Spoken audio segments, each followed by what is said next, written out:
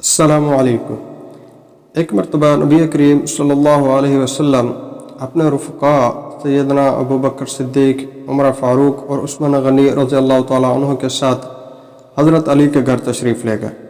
سیدنا علی رضی اللہ تعالیٰ عنہ کی اہلیہ سیدہ فاطمہ رضی اللہ تعالیٰ عنہ نے شہد کا ایک پیالہ ان حضرات کی مہمانداری کی خاطر پیش کیا۔ شہد اور خوبصورت چمکدار پیالہ، اتفاق سے اس پیالے میں ایک بال گر گیا۔ آپ صلی اللہ علیہ وسلم نے وہ پیالہ خلفائے راشدین کے سامنے رکھا اور فرمایا، آپ میں سے ہر ایک اس پیالے کے متعلق اپنی رائے پیش کرے۔ حضرت ابو بکر صدیق رضی اللہ تعالیٰ عنہ فرمانے لگے کہ میرے نزدیک مومن کا دل اس پیالے کی طرح چمکدار ہے اور اس کے دل میں ایمان شہد سے زیادہ شیریں ہے، لیکن اس ایمان کو موت تک بحفاظت لے جانا بال سے زیادہ باریک ہے۔ حضرت عمر رضی اللہ تعالیٰ عنہ فرمانے لگے کہ حکومت اس پیالے سے زیادہ چمکدار ہے اور حکمرانی شہد سے زیادہ شیریں ہے، لیکن حکومت میں عدل و انصاف کرنا بال سے زیادہ باریک ہے۔ حضرت عثمان رضی اللہ تعالیٰ عنہ فرمانے لگے کہ میرے نزدیک علم دین اس پیالے سے زیادہ چمکدار ہے اور علم دین سیکھنا شہد سے زیادہ میٹھا ہے، لیکن اس پر عمل کرنا بال سے زیادہ باریک ہے۔ حضرت علی رضی اللہ تعالیٰ عنہ نے فرمایا، میرے نزدیک مہمان اس پیالے سے زیادہ چمکدار ہے اور اس کی مہمان نوازی شہد سے زیادہ شیریں ہے اور ان کو خوش کرنا بال سے زیادہ باریک ہے۔ سیدہ فاطمہ فرمانے لگیں کہ یا رسول اللہ صلی اللہ علیہ وسلم، اگر اجازت ہو تو میں بھی کچھ عرض کروں۔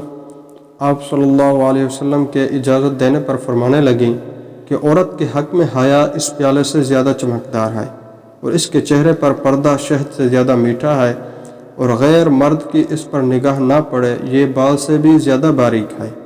کیا خوب ہی محفل تھی جب خلفائے راشدین نے اپنی رائے کا اظہار کر چکے تو آپ صلی اللہ علیہ وسلم کی طرف متوجہ ہوئے۔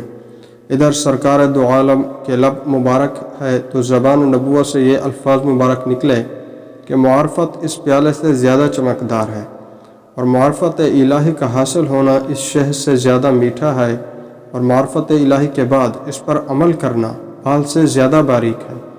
ادھر زمین پر یہ مبارک محفل سجی تھی، ادھر رب ذوالجلال سے جبرائیل علیہ السلام بھی اجازت لے کر آ پہنچے اور فرمانے لگے کہ میرے نزدیک راہ اللہ چمکدار سے زیادہ روشن ہے، اور اللہ کی راہ میں خرچ کرنا اور اپنا مال، اپنی جان قربان کرنا شہد سے زیادہ شیریں اور اس پر استقامت بال سے زیادہ باریک ہے۔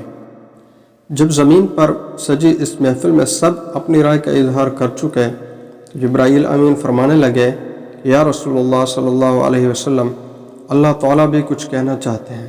فرمایا کہ جنت اس پیالے سے زیادہ چمکدار ہے اور جنت کی نعمتیں اس شہد سے زیادہ شیریں ہیں، لیکن جنت تک پہنچنے کے لیے پل صراط سے گزرنا بال سے زیادہ باریک ہے۔ بلا شبہ یہ مجلس بھی مبارک اور ہر ایک کی گفتگو بھی مبارک۔ اس مجلس میں جہاں آقا نامدار صلی اللہ علیہ وسلم تھے، وہیں صحابہ بھی تھے۔